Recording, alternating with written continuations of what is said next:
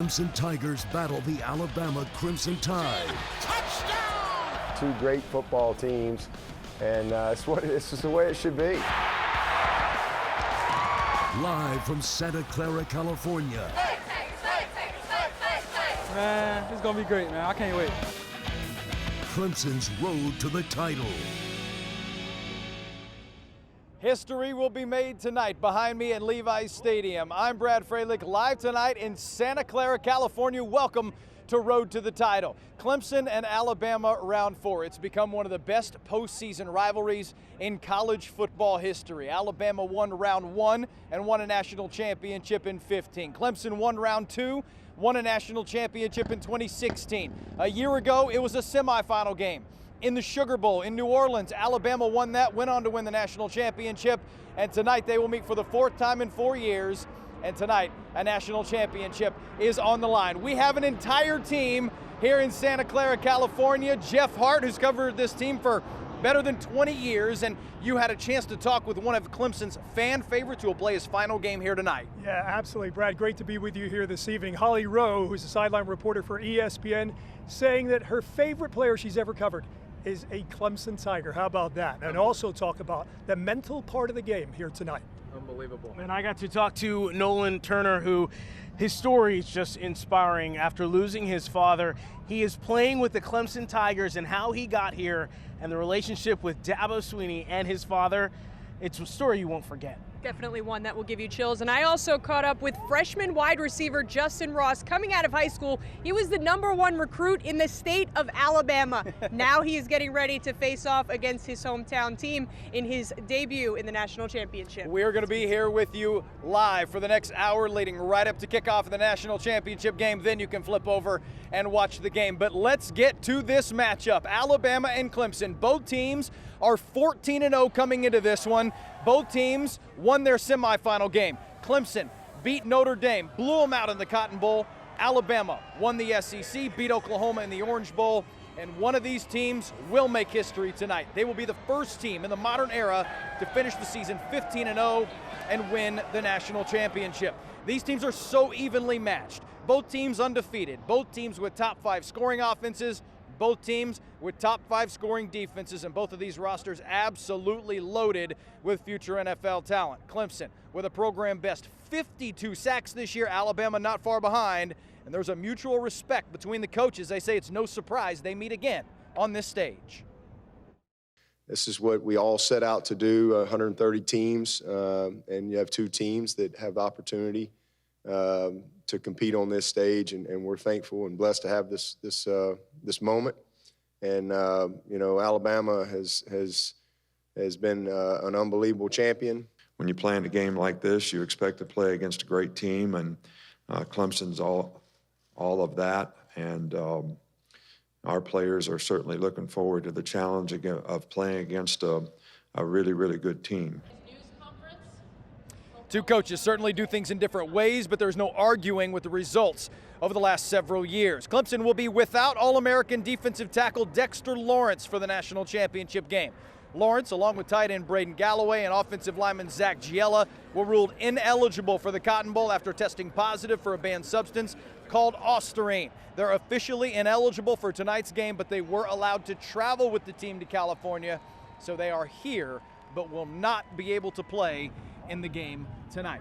Julia Morris joins me now here in Santa Clara, and Julia, we have heard people talk ever since this matchup happened, since that semifinal Saturday night. We've heard people talk about Clemson, Alabama again. Is this good for college football for these two teams to meet this many times on this stage? Is this rivalry becoming tired? And this is the 4th straight year they are meeting in the postseason, but that's what the college football playoff is designed to do. It is designed to get the 2 best teams in. So if you're not a fan of these 2 teams, it could get boring. But again, this is what you want to see. 2 of the best teams competing, and each of them have a chance to compete for a national title. We're very happy with the college football playoff and happy with the way the committee's operated, happy with the process, and this year we have the best 2 teams. What's good for the sport is having the 2 best teams have a chance to make history and collide against each other. So I'm hoping this is a lot like the 15 and 16 games. Chris Fowler, Kirk Herbstreit, of course, will have the call tonight. No doubt these are the two best teams in America. Let's talk about this, because now we've talked to fans here. Now, fans that have made the trip here obviously don't think this is tired. They're fans of these two teams. But when you have these two teams in the same part of the country playing for the title year after year after year, I can certainly see where there are fan bases that say, okay, we'd like to see somebody else play. Right, especially, as you mentioned, if you're not a Clemson or Alabama fan, you want to see kind of the rest of college football put somebody else in the mix. But at the end of the day, if you're a sports fan, don't you want to see the two best teams competing for a national championship? And this is now a rivalry that has taken on a life of its own, and that's what makes sports fun. When you have powerful rivalries like this with two tremendous programs having the chance to make history here tonight. Nick Saban actually said it best. He said these rivalries are formed when two teams perform at such a high level in such significant games. And there's no question that is certainly what has happened between these two teams. And then the parallels and the ties between Clemson and Alabama and the coaching staffs and the players and the history, it really makes for great drama. And I think we're going to see more of that play out here tomorrow night behind me. And a lot of fantastic storylines playing out, as you mentioned. And as Brad mentioned earlier, we have shipped half the station out here to California. We also have people covering Clemson back at home. Not enough about the mental game. So what's Clemson done? Well, they've gone out and got a sports psychologist. Milt Louder will tell you he loves his job as Clemson sports psychologist. Coach Sweeney hired him in his first season in 2009. These guys are blessed with great physical talent, and as they come to Clemson, they really learn how to think differently and to grow and understand who they are and how to think in terms of I can, I am, I will, instead of worrying about what they can't control. Milt was working on his notes Saturday at Media Day. His weekly meetings to encourage Coach Sweeney, the staff, and the team are always 2 days before the game, so Saturday was the day.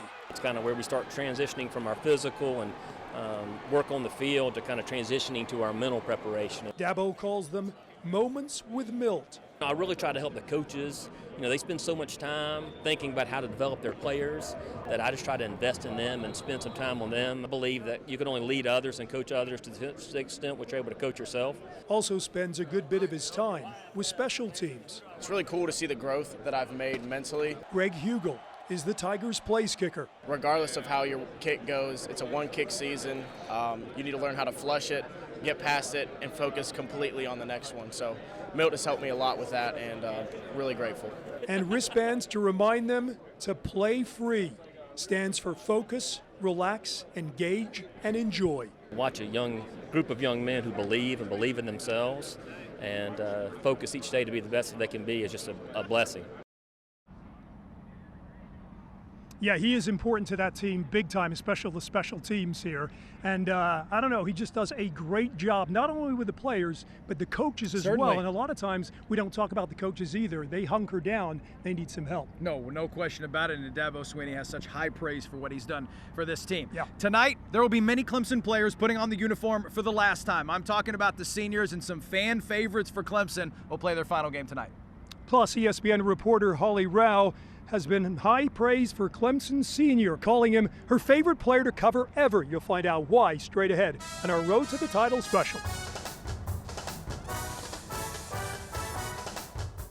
Christian Wilkins is one of a kind. He's become a fan favorite at Clemson. Sweeney saying he's never seen a guy have more fun playing the game of football. Wilkins certainly a guy that Clemson fans will miss. Welcome back to Levi's Stadium. Christian Wilkins, obviously a phenomenal player on the field, but he's even a favorite to those that cover this sport. Holly Rowe has been covering football for close to 25 years. Right. Lots of players, Yep. Lots of teams. And who's your favorite player? Christian Wilkins. Holly Rowe doing her job on Media Day. In 25 years of college football, he's my favorite player I've ever covered. She's talking about Clemson's senior defensive tackle, Christian Wilkins. Oh, Holly, yeah, that's my girl. I'm just impressed with who he is as a human being, and I just feel lucky that I got to cover him. I'm a big fan of hers, and she's a big fan of mine. I don't know if I've ever met someone who plays with more joy, but is so good at his job. She says that there's no one in this world that loves that loves me more than her.